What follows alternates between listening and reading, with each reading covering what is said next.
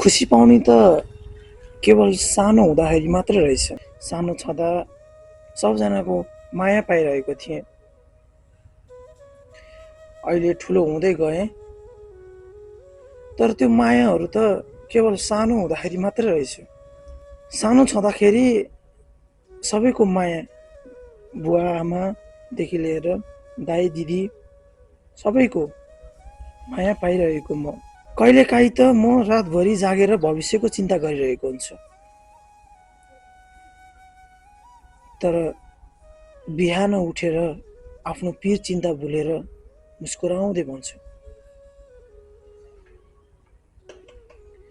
किनकि मलाई थाहा हुन्छ कि मेरो उदासी, मेरो चिन्ताले गर्दाखेरि बाबुआमाको मन दुखेको हुन्छ। धेरै सपनाहरू मनभित्रै दबाएर राखेको छु। केही सपनाहरू परिस्थितिले खोसिदिन्छ र केही जिम्मेवारी। म रोइरहेको हुन्छु, तर आँसु देख्दिनँ। म हराइरहेको हुन्छु, तर हार मानेको जस्तो देखिँदैन। सबैले मेरो मुस्कान देख्छन्, तर त्यो मुस्कानभित्र लुकेको थकान कहिले देख्दैन।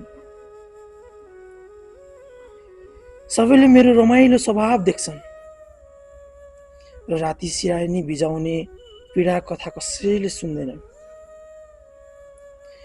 सायद त्यसैले कान्छो छोरोको जीवनमा एउटा खुल्ला किताब जस्तो देखिए पनि उसका सबै गहिरा अध्यायहरू पढ्न कसैले सक्दैन। जब म आफ्नो पीडाहरूलाई मुस्कानभित्र लुकाएर अघि बढ्न चाहन्छु,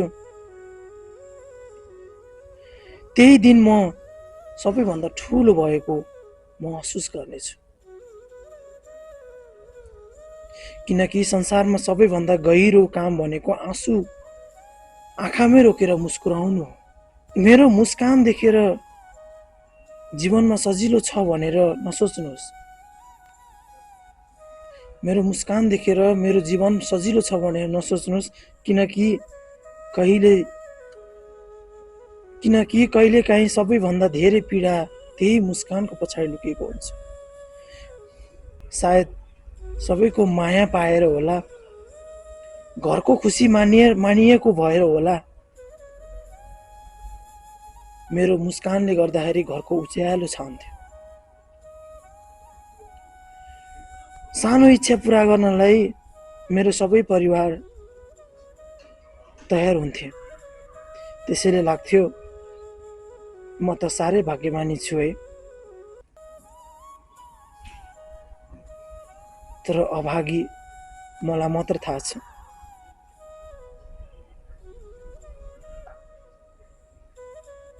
धन्यवाद।